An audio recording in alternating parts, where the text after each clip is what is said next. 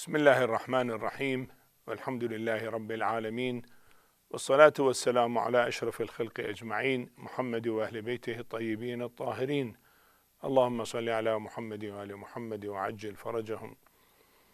Biography of Shaheed, Hujjatul Islam wal Muslimin, Sayyid Mahdi Al-Hakeem is interesting to know about his life history because of different events happened in his life beside different political situations he faced, and a lot of important things are to be discussed in his life. Shaheed Sayyid Mahdi Al-Hakeem was born in 1935 in Najaf Ashraf. His study in the school for a few years, and then he joined Hawza at his early life, and at a younger age he progressed a lot in his study of the Hawza. His father, late Ayatullah Al-Uzma, Sayyid Mohsin Al-Hakim, who was the Grand Ayatullah and Marji'iyah of the Shia world, his Marji'iyah started after death of Ayatullah Al-Uzma Sayyid Abu Al-Hasan Al-Isfahani in 1946.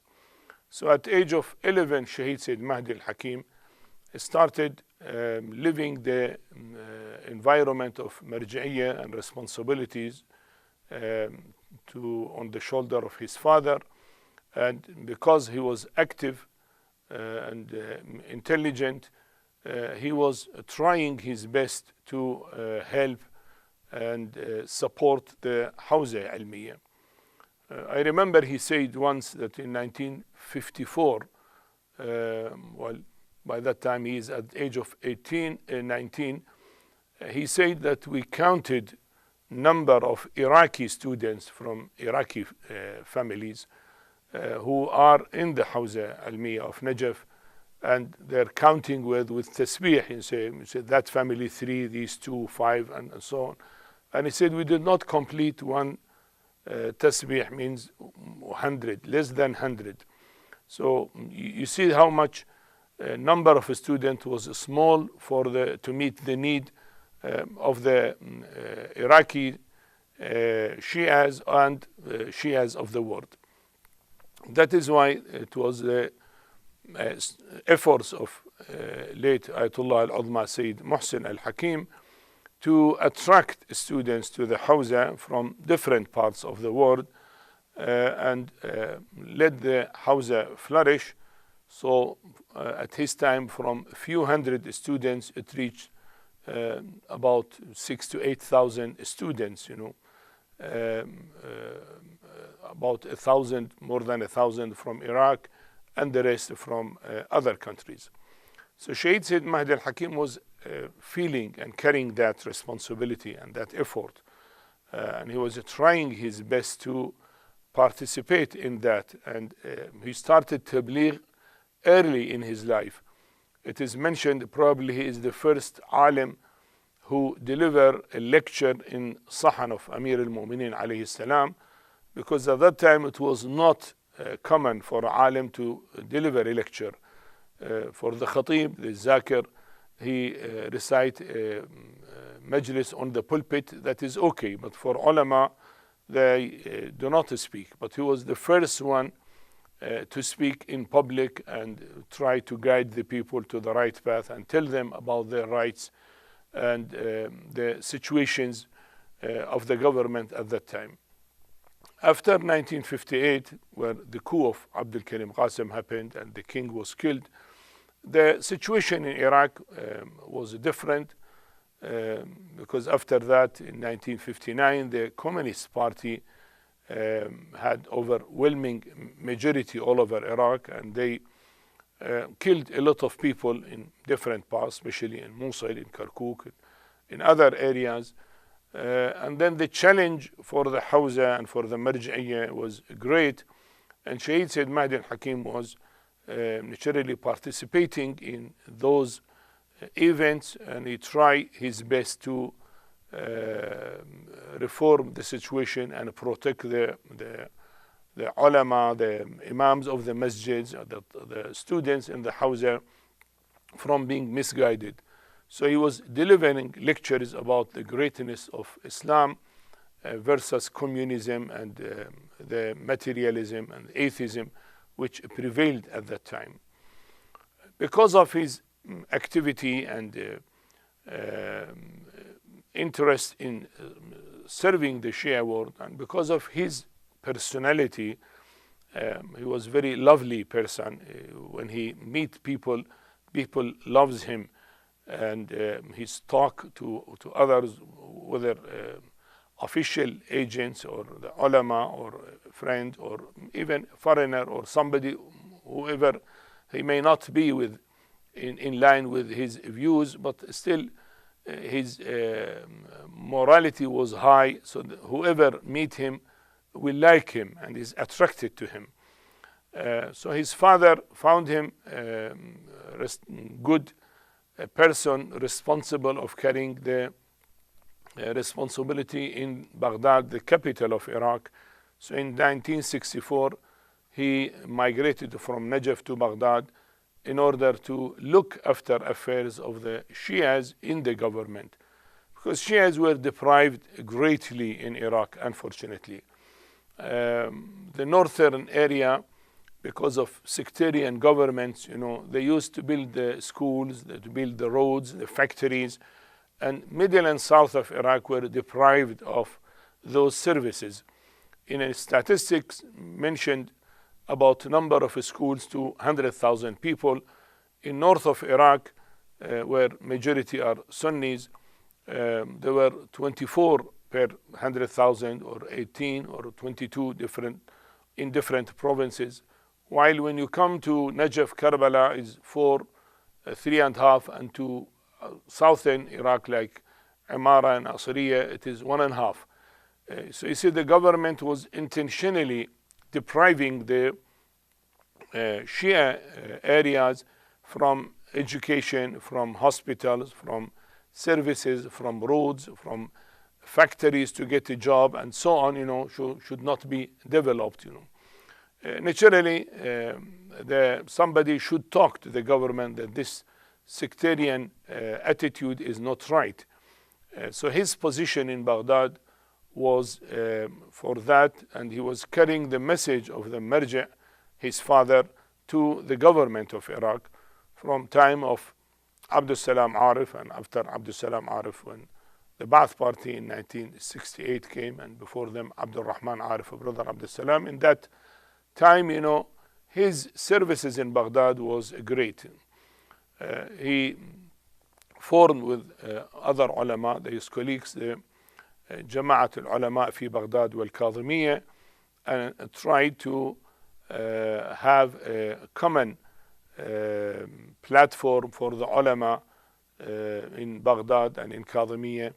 And any area had a masjid, there is no alim, he tries to find the alim to be imam of the masjid and serve the people at that time. His lectures were very informative. He was very eloquent in speech, and the views are very clear when he discusses about something, even if it is philosophical matter, very difficult to understand, but he put it in such a plain language that everybody understands it. So beside he was an eloquent speaker, he was eloquent in language, which his language is very clear for people. So at that time, naturally, he used to educate the people in the masjid he had in Karada area of Iraq, and he had good relations with the scholars in the university, the doctors, engineers, the professors, others, even the other members of the government who are Shias, even with the Sunnis who are neutral and not sectarian. So everybody likes his attitude and his ideas, because he was not sectarian. The only thing he said, well, the Shias are deprived and they should get their right. And he tried to help whoever needs a job in any ministry. If he knows somebody, he sent him to that and try to facilitate him to get a job, or somebody, his right is usurped, to get his right, and so on. So that service was great in that time in Baghdad. Well, at the time of Abdul Salam Arif, Abdul Salam was very sectarian, unfortunately, and he tried to pressurize the Hawza and the Marji'iyah in Najaf. They have resisted his views and ideas a lot. So the role of Shaheed Sayyid Mahdi Al-Hakim was great at that time, beside other ulama who were there in Baghdad, who were wakil of Ayatullah Al-Uzma Sayyid Mohsin Al-Hakim, the Marji' at that time. When the Ba'ath Party came in 1968, the Ba'ath Party came just to destroy the Hawza of Najaf and ulama to be pressurized, and there should not be no freedom for them. They came against, let us say, religious views of the people represented by the Marji'iyah. The Marji'iyah is a symbol for the Shias of the Iraq and Shias of the world. So they came to crush and destroy that Marji'iyah. He knew their policy because he suffered that in 1963 when Ba'ath Party came for 6 months into power, and then Abdul Salam Arif made a coup against them. So they were very bad by putting innocent people in jail, torturing the people, getting the girls, the women, torturing them, abusing them. So they know the attitude of Ba'ath Party is very, very bad attitude. That is why when Ba'ath Party came, he realized that if this party will control the situation in Iraq, they will eradicate all the religious activities in Iraq. And that is why it was the idea of the Marji' Ayatullah Al-Uzma Sayyid Mohsin Al-Hakim to come to Baghdad, and then the people will come and welcome him and try to give a message to the government that the people are with us and you have to look after the affairs of the people without being a dictators, without being a sectarian in your attitude. And that is why Ayatullah Hakim came to Baghdad, and people from all over Iraq came to visit him because he was sick and he came for a treatment. But then the Ba'ath Party, he made a film that somebody, Medhat Haj Sirri, he said that I was in a meeting with Mullah Mustafa Barazani and Mahdi Al-Hakim, and somebody from Western countries was there, and then they put the intelligence among the people to say that Sayyid Mahdi Al-Hakim is a spy for foreign countries. And the innocent people, some of them will realize, and the thousands of people who were around the house of late Ayatollah Hakim chanting and praising him, when they hear that news, they were scattered, especially when the intelligence were among them, and everybody ran away. So Shaheed Sayyid Mahdi Al-Hakim realized that if the government catch him, they will kill him, execute him by that excuse, because they already killed many people, a group of 40, 45. They killed, and they tagged that they are a spy to Israel, spy to foreign countries, spy to agents to other countries, and so on, So they killed people in order to put fear in heart of the people there. So he secretly left the house of his father where he was there, and then ultimately he left Iraq secretly outside Iraq and saved himself. At that time when he was in Baghdad, one of the important things were to look after the university students. They used to come in big groups, University of Baghdad and other universities and University of Mosul. The students, they used to come in Ashura and they had a special procession in Karbala. In a special way, they recite poetry, and that poetry had its meaning to praise Imam Hussain, and beside calling for the rights and criticizing the dictatorship of the government. So he was of a great effect in running and organizing and administering and teaching the students who were coming, and he used to sit hours with them. They have a lot of questions because of shortage of ulama. They don't see alim usually, and a lot of queries in mind. So when they come to Karbala and stay at night for 2 nights, there was a time for discussion and guiding them. Also, he used to visit other cities, beside Baghdad, to Kut and Nasiriyah, Diwaniyah till Basra, in the south of Iraq. And in his visit there, he used to talk about the rights of the followers of Ahlul Bayt in Iraq, and the people should be aware of that, and the government should give the people the right, and then try to guide the people toward being a practicing religious people, because at that time propaganda of atheism and communism and existentialism and so many ideas and ideologies, a way of religion, used to prevail because of the propaganda in the Arab countries. So he used to explain the religious views in very nice and clear way. So his effect was great in Iraq. That is why probably the Ba'ath Party decided to attack the Marji'iyah by attacking the son of the Marji' and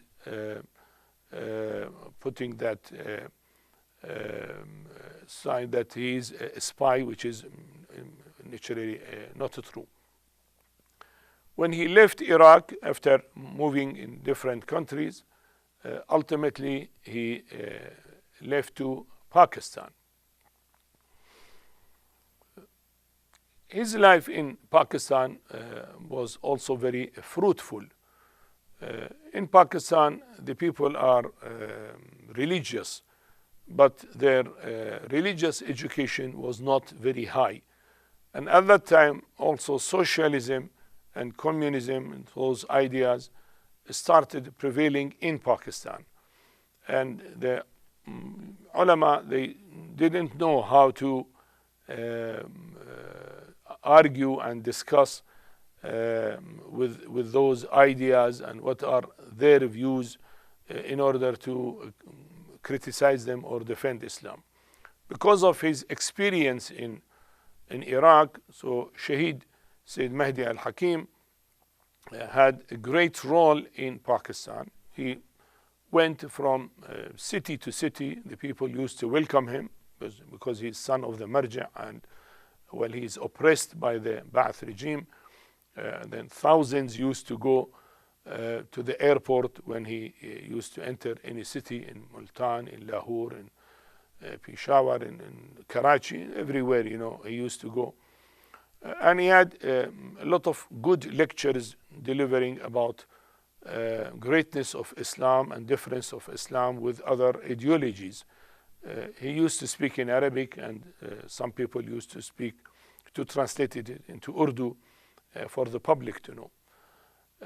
In one of his meetings in the lawyers association called Bar Association for the lawyers in the University of in the court of Lahore, there were hundreds of the lawyers in that is the main place for them, and he delivered lectures about the greatness of Islam. They asked him, well, Islam calls for social justice, and socialism also call for social justice. So what is the difference between justice in Islam and justice in socialism? So he gave very nice and easy to understand answer. He said, if somebody is one-eyed and one eye is blind, so there is two ways to make equality. Either the good eye, we make it blind, so both eyes are blind, so now both are equal. Or we treat the sick eye and that eye will be all right, so both eyes are all right. Islam calls that both eyes to be all right. Socialism say no, both eyes should be blind. What he means actually, in socialism people are equal in poverty. All of them are poor, there is no rich. In Islam everybody is satisfied. There is rich and richer, there is no poor. So people are equal to be rich or at least self-satisfied. But in socialism they are equal in poverty. All of them are poor. They live a low standard life. Naturally that in short give a clear idea about economy in Islam and how it deals to serve the countries and economic system and ideology of communism and socialism. He had a lot of discussions with the people on different issues, and it was so much effective that Abu al-A'la al-Mawdudi, when he heard to some of his lectures and he had a meeting with him, he said, well, we demand such ideas. And he wrote to Jama'at Islami, which was a big party, hundreds of thousands were members of that party all over Pakistan. He said, whenever this person deliver a lecture at any city, you have to attend that lecture before the Shias to attend that. Because his way was not sectarian. He was defending Islam as Islam in general, other than the sects and sectarian attitude. Islam against non-Islamic ideas and ideologies. So that is why everybody who met him liked him. The ulama, the scholar, the zakirin, the public were feeling very happy, very satisfied with him. One of the interesting answers he gave, in Pakistan, there are views that nature of the Imams, Salamullah alayhim, is from light. They are not of a human nature, they are of light, because of traditions. We were light before creation of Adam and so on. Now if you say that they were a human being, the people get annoyed. They said, how you say human being? No, they were light and not a human being. So in public, now he was asked that question: are the Imams from light or they are human beings? Now if whatever he answered, the people will not understand the fact. So he gave a very nice answer. He said, Ahlul Bayt Salamullah alayhim, the Imams, are human beings, but their humanity differs from our humanity. They said, Sayyidina, we didn't understand, what do you mean? He said, okay. Bismillah ar-Rahman ar-Rahim, we start with the letter of B. And Bakre means goat in Urdu, start with B also. Now this is B and that is B. But is there any difference between these two B? Naturally. This B is from the Holy Quran, all the Quran in Surah Al-Hamd, in the Basmala in the B, you cannot touch it without wudu, you cannot insult it, you cannot make it najis, dirty. So because it is a Quran, it is a B from a letter from the Holy Quran. That B is ordinary B. So he said, we are human being, but from B of Bakr. Ahlul Bayt are a human being, but from B of Bismillah ar-Rahman ar-Rahim. So though they are a human being, but naturally, you want to say they were a great human being, they were infallible, they were a divine position they have, a holy position they have. Allah subhanahu wa ta'ala appointed them as imams and guide for the people. So naturally they are a human being, but naturally they are at the top of humanity.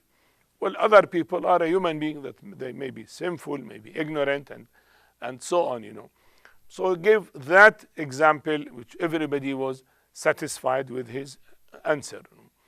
He had that ability to give very clear answers for some difficult questions and make it easy for the mind of the people.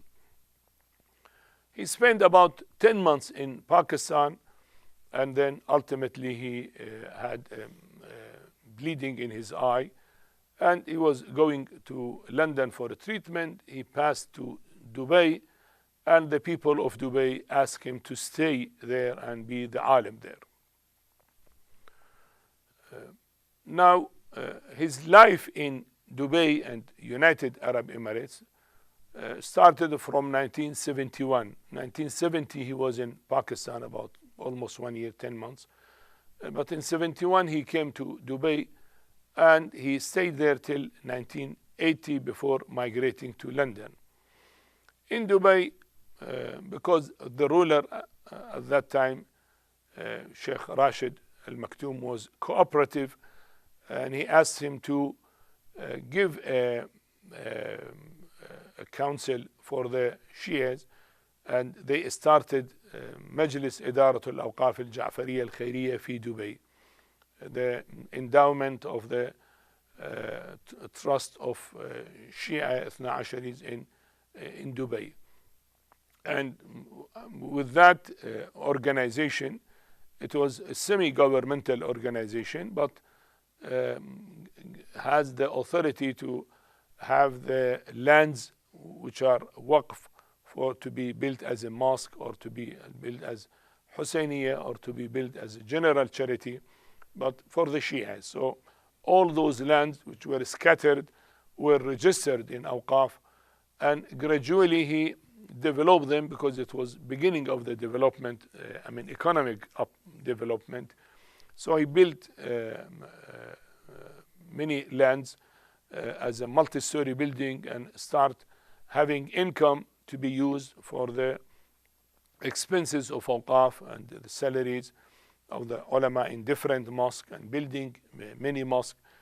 So many mosques were built, and even Imam Ali Mosque, which was the main mosque, was rebuilt in very beautiful condition, which is it till the time being. And he tried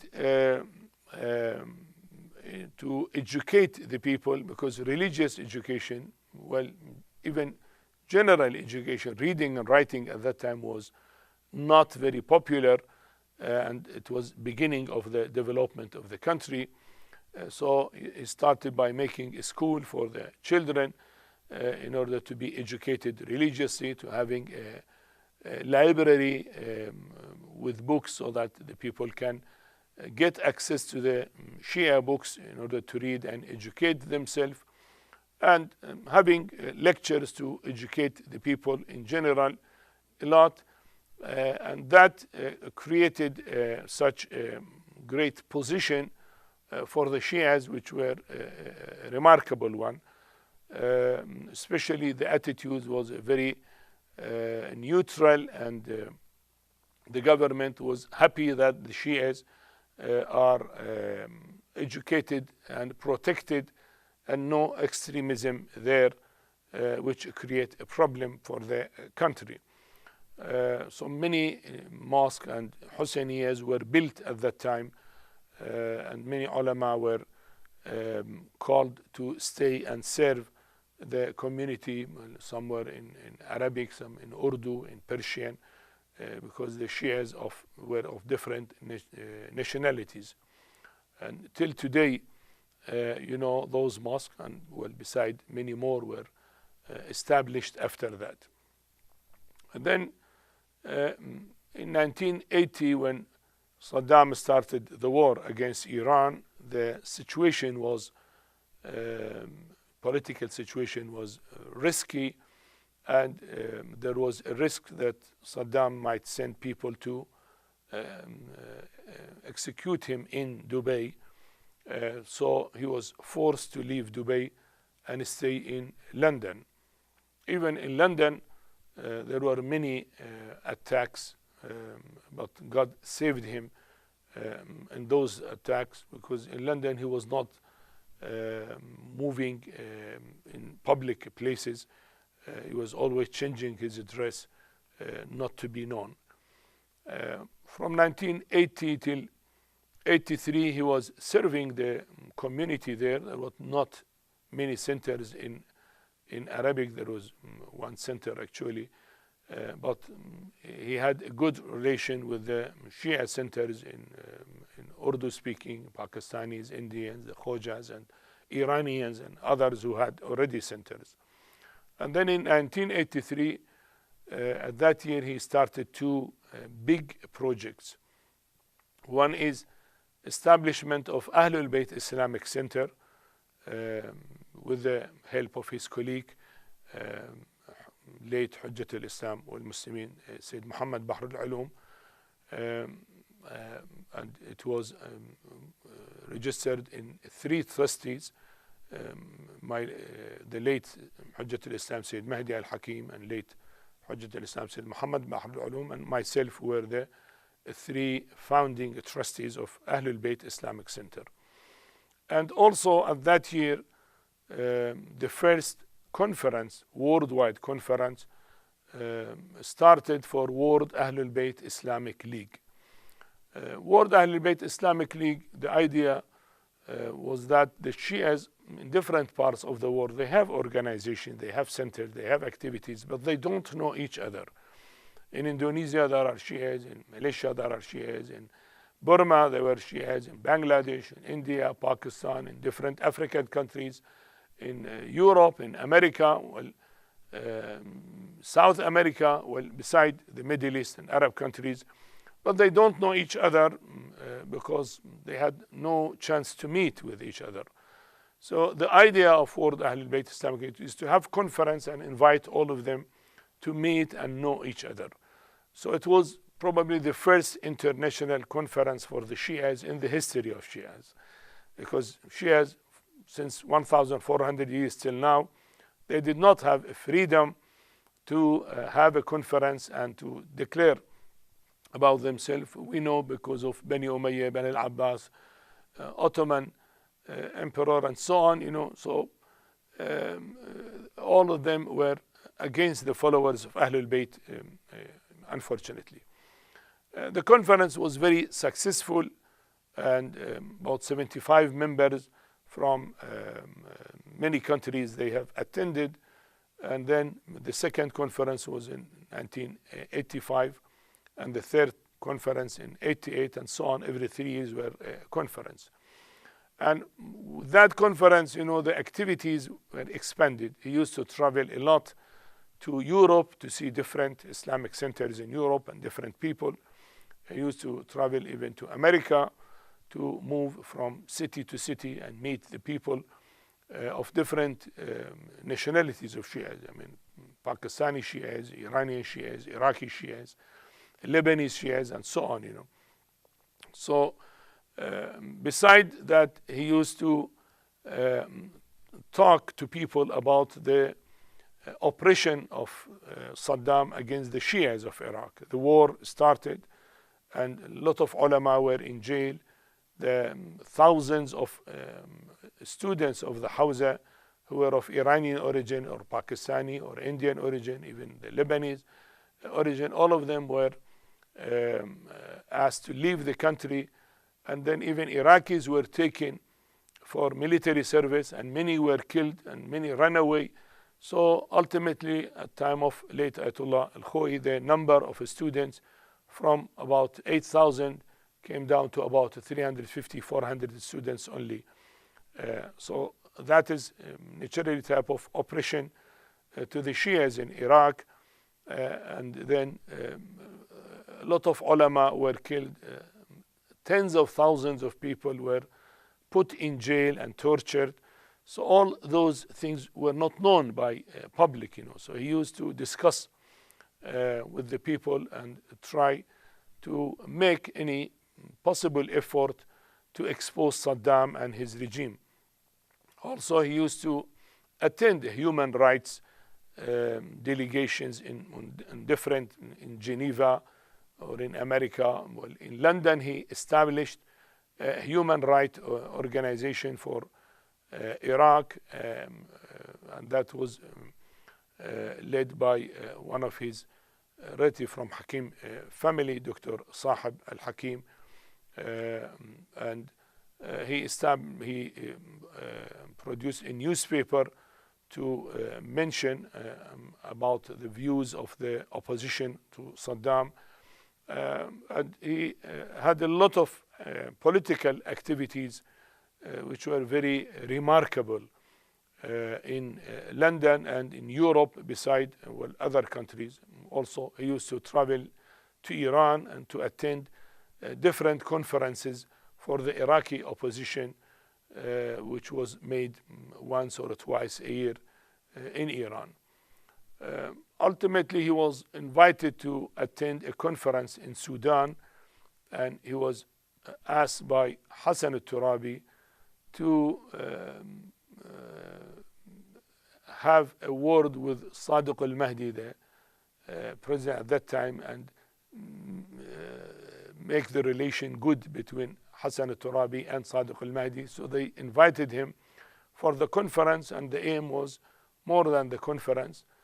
But then, for a reason which is not known why, there was no proper security for him. In the Hilton Hotel, agents of Iraqi embassy came and they killed him in the lobby of the hotel. A case is known of Hilton Hotel case in Sudan. And then they ran away to Iraqi embassy, and next day they left Sudan to Iraq. His body was carried to Iran, and there was hundreds of thousands of people were grieving for what happened to him, and ultimately he was buried in the Haram of Ma'suma Salamullahi alayha. May Allah rest his soul in peace, and may Allah elevate his position and position of all ulama. Walhamdulillahi Rabbil Alameen. Wa sallallahu ala Muhammad wa alihi at-tahirin. Allahumma salli ala Muhammad wa ala Muhammad wa ajjal farajahum.